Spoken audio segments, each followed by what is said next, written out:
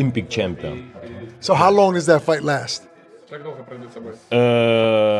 Listen, in my opinion, it's 1 round. Possibly Joshua using Jake Paul as a tune-up to fight you. What are your thoughts on that? I don't know about tune-up. I think Jake Paul knocks him out. Anthony by murder. By murder? Yes. Golly. Might knock his head off a little bit. Like, it might be special effect, but it might, like, go out. Like legit?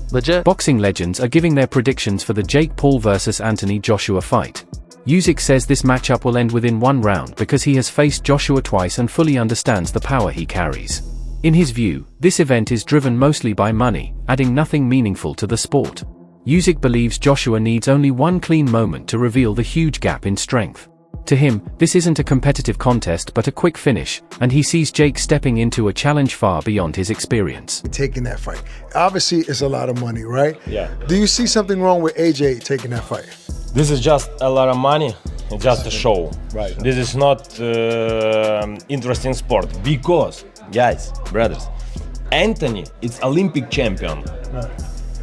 Jake, it's just sportsman. Yeah, YouTuber. Jake do a lot of work. Special coach, special food, a lot of exercise, new. Yes. But this is guy don't have a mother fights. Right. Never Right. a mother fights. Maybe them wrestling now professional, but Joshua, Anthony Joshua, it's Olympic champion. So how long does that fight last? Listen, in my opinion, it's 1 round because Anthony twice. My fight twice. Jab. Very hard. Yeah, look. You know, this is. And still from his Damn, fight. this jab. Tyson Fury takes a completely different angle, offering one of the boldest predictions in the entire discussion. Fury claims that Jake Paul will knock out Joshua, a statement that shocks many because it goes against most expert opinions.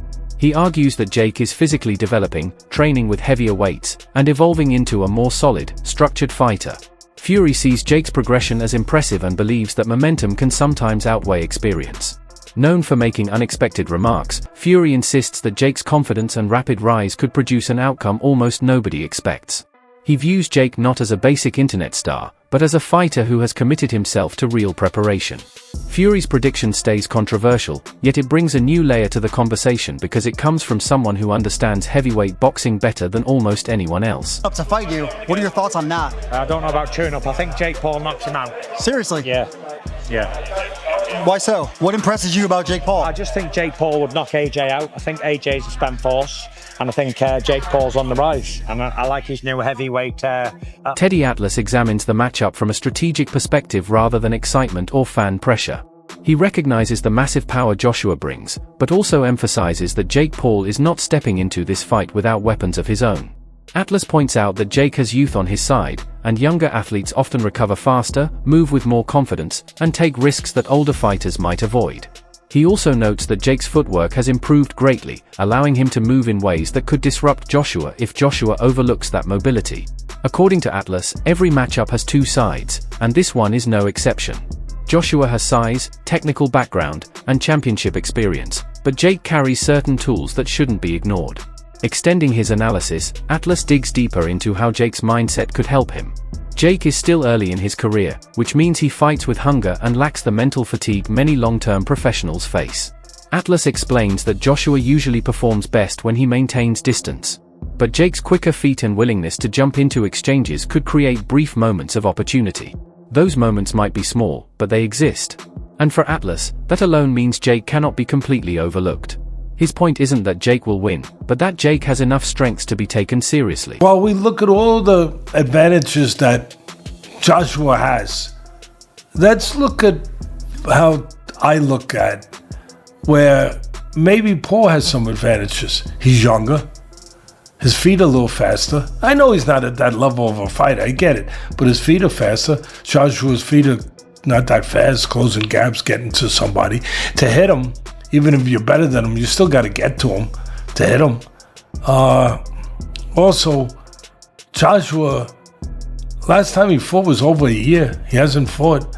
He was basically retired. Where's his mind at? He got knocked out terribly by Dubois. Where's his confidence? Where's his mindset? Where is he?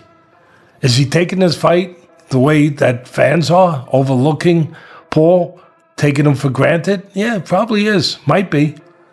Does that weigh in? Yeah, that weighs in. People don't look at those parts of it. And the weight. Paul's smart. He always puts clauses in there. I know this is the first time he's fighting a guy who's bigger than him and all that stuff. But he put in a 245-pound weight, clause where he can't come in over 245. What is Joshua weighing? He was off over a year. He was basically retired. Was he 280? Was he 290? Was he 275? Easily could be the case. He didn't have a lot of time now to get to 245. How does that affect him? Oh, we forgot about that. It's a little thing, but it's not that little. It's the thing that Paul put there for a reason. Again, Paul hasn't made too many mistakes. He's been pretty damn smart. I'm not saying he's the fighter that Joshua is, but I don't know if Joshua's the fighter that Joshua. Lamont Roach speaks with a tone that shows both respect for the sport and real concern about what could unfold if Anthony Joshua approaches Jake Paul with full seriousness. He does not view this matchup as a balanced contest because Joshua's natural strength and technical experience create a level of danger Jake has never faced. Roach explains that Joshua doesn't even need to unleash heavy combinations for the result to be drastic. A single committed punch from Joshua could shift everything instantly, especially given the difference in size and professional pedigree. He emphasizes that the heavyweight power Joshua brings is not something an influencer-turned-fighter can safely handle, and the gap between their physical levels could put Jake in real trouble. It's crazy. Not gonna lie. But I get it. Coming from a guy who's not a true traditional boxer, and to be able to have a position where he can fight a former unified world champion, former Olympic gold medalist, and to do it on such a stage where Anthony Joshua is a superstar as well. I mean, like, he sold out the O2, twice. Absolutely. I think. So, I think Jake is setting himself up for, a huge spectacle, and which is, kind of smart. If you're going to go big, why not go to the highest of the mountain? Why not? And I get it. That's what you call business right there. And I seen a lot of guys calling them out, from like Gabe to other guys who are boxers. Yeah, like guys who actually beat them. But why would he settle for those guys when he could fight Anthony Joshua? So I think that's smart. I think that's super smart. Smart is one thing. What do you think happens in the ring, though, champ? I think he gets hurt for sure. I think he gets obliterated. Something close to like Francis Ngannou. I think something like that happens, and it's going to be bad for him. But Andrew Tate keeps his message clear and straightforward as he reacts to the matchup. He says that Jake has stepped into a huge moment and deserves respect for doing so. Tate acknowledges the level of risk Jake is taking and points out that most people would never step into the ring with someone as powerful and experienced as Joshua. For Tate, the outcome is secondary. What matters is that Jake is challenging himself against one of the best and demonstrating a level of ambition few fighters, whether influencers or professionals, would dare to show. Tate's reaction focuses on courage rather than prediction, and he believes Jake's decision alone commands admiration. All right, great. You know what? Thank you, Sean. And that's now my phrase. I'm going to steal that from you from this moment. I'm going to use it going forward, because I didn't know how to describe my feeling about this fight, but I just got it. I'm glad I thought of it right after I read Sean O'Malley said it. Sean went on to say, there's certain punches, there's certain knockouts, there's certain concussions, there's certain ass whippings, there's certain beatings that are not equal to others. They're the kind of knockouts, of punches, of concussions, of ass whippings, and of beatings that change your life. They change lives. And O'Malley didn't elaborate on what that meant, but I know what he meant. There is a confidence that a person has From the guy that walks down the street, the most confident, he walks in the room and he's the man and he gets to live his life feeling that way and people will treat him that way. All the way down to the coward who walks his life like he's weak, who handles everything sheepishly. But one thing those two guys have in common is that neither of them actually knows where they stand. Neither of them has actually tested that theory. They got all the rest of society to go along with it. Sean Ali, a professional mixed martial artist and bantamweight fighter in the UFC, shared his thoughts ahead of the December 19th main event in South Florida. On the Bro Ali show, he expressed genuine concern for his friend Jake Paul, admitting that facing Anthony Joshua is truly terrifying. Ali emphasized that getting knocked out by a fighter of Joshua's caliber could have life-altering consequences, not just career setbacks. He described Jake's willingness to step into the ring with such a powerful heavyweight as absolutely insane, highlighting the real danger and risk involved in this fight. This is Ngannou performance. What if Jake makes it 5 rounds, 6 rounds? What if Jake made it to the distance? What if Jake won a round? Now, it's very hard to believe. It's very hard to imagine. I think it's the big struggle with this fight. I cannot, off the top of my head, produce a fight for you in any form of unarmed combat that drew, that was exciting, where the audience did not have a reasonable expectation, an expectation to some degree that, well, if he does this or that, there is a way for this guy to win. And that's usually pretty easy to do because nobody knows anything about fighting. Nobody watching this right now, none of you, my millions of viewers, not one of you has ever boxed.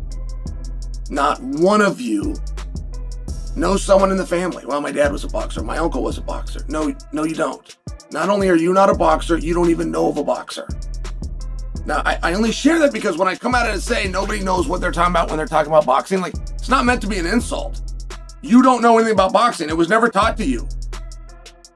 None of you in recess boxed. None of your junior highs, your high schools, your colleges, your community colleges offered boxing. Your hometown didn't have a boxing gym. Now really think about that. Because as much as you love the sport and as much as you think that you understand it, not only do you not understand it, you can't even have a conversation with other people who do because they don't understand it. So what is a win? I think that time counts. I think that time is a very big deal.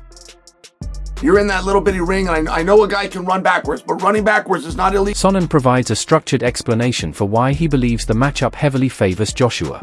He highlights size, power, height, weight, reach, and years of professional experience as overwhelming advantages Joshua holds. Sonnen acknowledges that Jake has improved significantly, but notes there is no comparison between the opponents Jake has faced so far and the caliber Joshua has competed against throughout his career. He stresses that every aspect of this fight, from physical attributes to mental preparation, leans toward Joshua. Sonnen's analysis removes emotion entirely, focusing on raw facts that reveal the extreme imbalance between the two fighters. As an elite heavyweight, do you understand the analogy I'm getting to, Chris? Yeah, and I agree. And, you know, but listen, Joshua's done this already. He fought a guy that he was supposed to destroy, right? And then he went out there and he destroyed him. And he didn't play with his food. Yep. He didn't say, okay, it was Ngannou I'm talking about, obviously. Of course. Who gave Tyson Fury fits and really had everyone questioning Tyson Fury's ability because he struggled with an MMA fighter in his pro boxing debut. Anthony Joshua didn't do that. He went out there and did what we all expected Tyson Fury to do and completely wiped the floor with the guy. And if Joshua doesn't do that this fight, I agree with you, Jimmy. It's going to hurt his stock. It's going to hurt the way that people perceive him moving forward.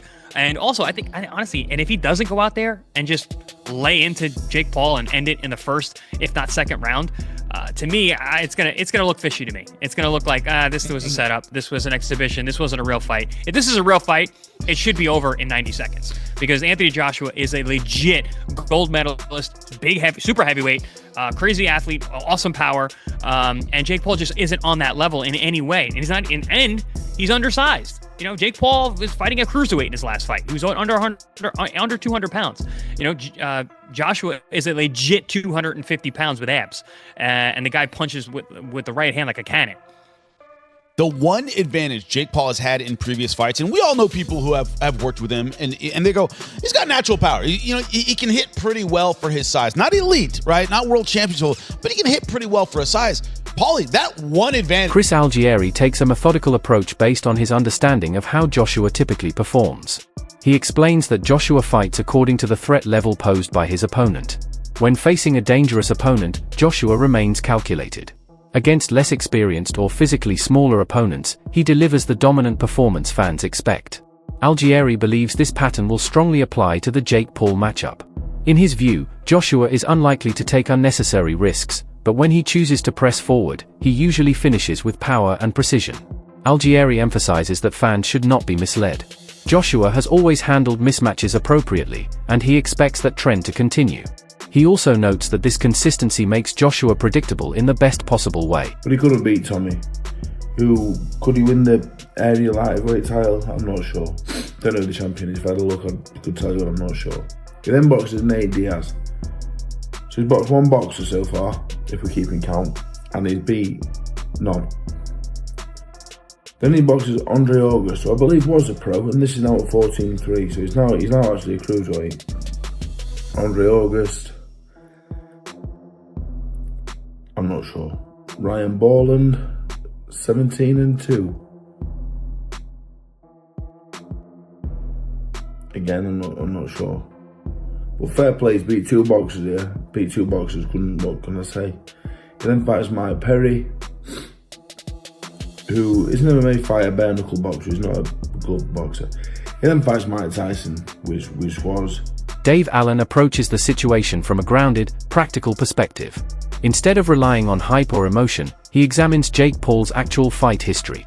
Allen notes that Jake has mostly faced opponents who never challenged him with true heavyweight power or consistent pressure. This allowed Jake to stay calm, control distance, and manage exchanges without being pushed into panic. Allen warns that Joshua will not provide Jake with that same controlled environment. If Joshua attacks with even half the intensity he uses against real heavyweight contenders, the fight could look completely different from anything Jake has ever experienced. Grabbing the bag, there's nothing wrong with that, because anybody else, if they got offered that kind of money, they would do it. So, yep. And some people are suggesting it might damage his legacy. Where do you sit with the decision of him taking that fight? And it's a professional 8-round fight as well. Yes, it's a highly dangerous fight. For Jake Paul. I don't know what he's doing, unless they have done some sort of caveat or some sort of agreement that he says he's going to go easy on him, or he's not going to go flat out. But I've been tossing this up and down in my mind and trying to figure how, and under God, when he had agreed to fight someone like Tank Davis, who is, several divisions. Barry McGuigan delivers one of the most striking reactions in the entire discussion. He believes the fight carries a level of danger that many fans, especially younger ones, don't fully grasp. Having spent decades around elite punchers, McGuigan understands how quickly a fight can turn when a true heavyweight lands a clean shot. He stresses that simply imagining Jake Paul standing across from Joshua should make any experienced boxing observer uneasy. McGuigan's remarks aren't intended to disrespect Jake, but to highlight the harsh physical realities of the sport. For him, this matchup presents a risk that goes beyond entertainment, serving as a reminder that boxing remains an unforgiving discipline when fighters with vastly different power levels enter the ring.